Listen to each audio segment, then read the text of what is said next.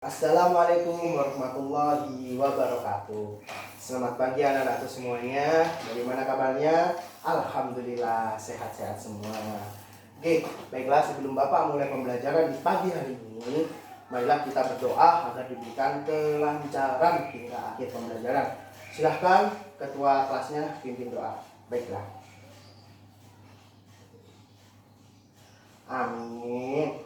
Silakan duduk kembali. Terima kasih. Baiklah, sebelum Bapak mulai, Bapak di sini mau absensi dulu terlebih dahulu. Siapa yang tidak masuk pada hari ini? Dimas. Kenapa Dimas? Sakit. Oh, baiklah. Kita doakan ya anak-anak ya, semoga teman kalian semua yaitu Dimas segera diberikan kesembuhan agar bisa kembali bersama kita lagi untuk belajar bersama. Baiklah, sebelumnya Bapak mau tanya nih, kemarin kita udah belajar apa aja tuh? Ada yang tahu? Amel? Iya benar sekali, COVID-19, COVID-19 atau Corona. Nah, apa sih itu? Ada yang tahu lagi COVID-19 itu atau Corona? Rizky, iya benar. Jadi Corona atau COVID-19 itu adalah sebuah virus yang ditemukan di Wuhan, Cina ya. Jadi di sana itu di pasar hewan itu terdapat virus yang terdeteksi dan menyebar kepada seluruh pelosok Cina. Kemudian melebar kemana-mana hingga seluruh dunia termasuk Indonesia juga terdampak virus tersebut. Nah, jadi anak-anakku semuanya, kemarin juga Bapak bilang kan untuk menjaga imun tubuh kalian, ya kan? Jadi jaga imun tubuh, makan makanan bergizi, sehat, pakai masker jika keluar, ya kan? Itu pun kalau perlu, kalau orangnya perlu. Kalau tidak perlu amat silakan di rumah saja. Ya, kemudian pakai hand sanitizer. Jadi hand sanitizer itu kenapa penting? Untuk menjaga kebersihan tangan kita. Karena tangan kita ini adalah organ tubuh yang digunakan untuk memegang sesuatu, itu pasti tuh, ya kan? Kayak megang botol minum, megang piring, megang sendok, itu kan otomatis kita aktivitas pakai tangan tuh ya. Jadi dibersihkan dulu agar tangan kita sehat dan otomatis tubuh kita akan menjadi sehat gitu.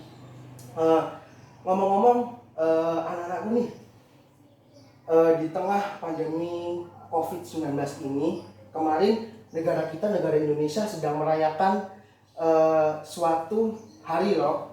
Hari apakah itu? Ada yang tahu? Iya, Rido bener, yaitu hari lahirnya Pancasila. Tanggal berapa? Benar sekali, tanggal 1 Juni 1945.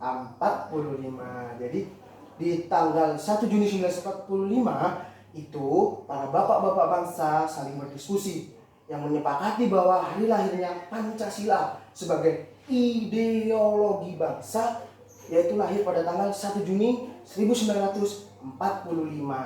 Seperti itu. Nah, karena ini adalah topik menarik ya, ini akan menjadi diskusi kita, bahasan kita di materi pada kali ini. Bapak akan memberikan lembar nih. Silakan kalian baca ya. Ini Bapak akan membagi kelompok sebelumnya nih ya. Bapak bagi kelompok menjadi 5 kelompok. Di sini ada berapa? Jumlah siswanya? 30 ya, tidak masuk 1 ya. Iya, jadi ada yang jumlahnya 6, ada yang jumlahnya 5 ya. Oke, Bapak tulis dulu kelompoknya.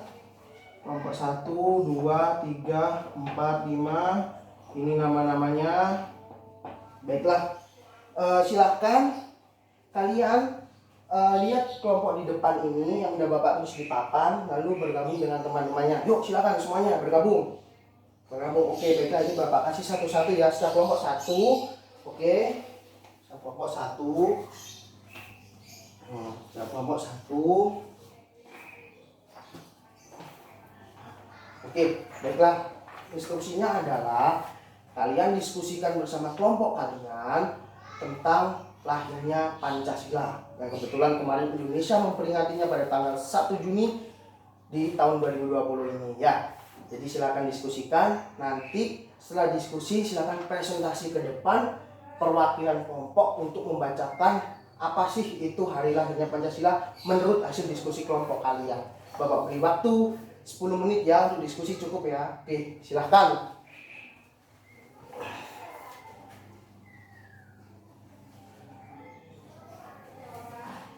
Baik, sudah semua ya, sudah diskusi semua ya. Oke, baiklah. Ada yang belum susunya? Oke, sudah semua ya. Kelompok 1, 2, kelompok 3, kelompok 4, kelompok 5. Oke, sip, baiklah. Kelompok dimulai dari kelompok 1 dulu kali ya. Kelompok 1 presentasi, nanti kelompok 2, kelompok 3, kelompok 4, kelompok 5 menanggapi hasil presentasinya. Yuk dimulai dari kelompok 1. Oke, Bapak ambil dulu ya ininya ya. Baiklah, silakan. Kelompok 1 kelompok 1 mempresentasikan hasil diskusinya. Baiklah, silakan. Baik, terima kasih. Silakan, ada yang menanggapi atau sudah paham semua?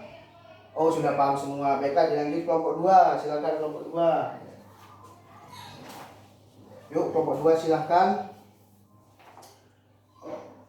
Terima kasih. Baiklah, kelompok 3, kelompok 4, kelompok 5. Ada yang menanggapi? Tidak ada juga. Baiklah. Kelompok 3 selanjutnya. Yuk, kelompok 3. Ya, kelompok 4, kelompok 5 menyimak ya. Terima kasih. Baiklah, tidak ada pertanyaan. Mantap. Oke, selanjutnya kelompok 4. Kelompok 5 nih, kelompok 5 yang menyimak nih. Oke, baiklah kelompok 5. Oke, mantap kelompok 5. Terakhir, terima kasih kelompok 4, kelompok 5. Yuk, kelompok 5. Kelompok lainnya menyimak ya. Iya, terima kasih semuanya. Jadi di sini kalian sudah mempresentasikan hasil dari diskusi kalian. Apa itu lahirnya Pancasila. Jadi Bapak harapkan kalian memahami, bukan hanya sekedar membaca, berdiskusi lalu menyampaikan kembali. Jadi di sini Bapak mau masih tahu bahwasanya Pancasila itu adalah ideologi mutlak. Apa itu ideologi mutlak? Jadi ideologi mutlak itu adalah ideologi bangsa yang tidak bisa diganggu gugat, sah ya, sah, tidak bisa diganti oleh ideologi apapun ya. Jadi di sini harus Bapak tekankan ya, anak-anakku semuanya ya. Pancasila itu merupakan salah satu dari 4 pilar kebangsaan. Yang pertama adalah Pancasila sendiri, Undang-Undang Dasar 1945, Bhinneka Tunggal Ika, dan NKRI, Negara Kesatuan Republik Indonesia. Jika 4 pilar ini sudah kalian terapkan dalam kehidupan sehari-hari, itu akan menjadikan sebuah kolaborasi nyata dalam kehidupan yang sangat luar biasa.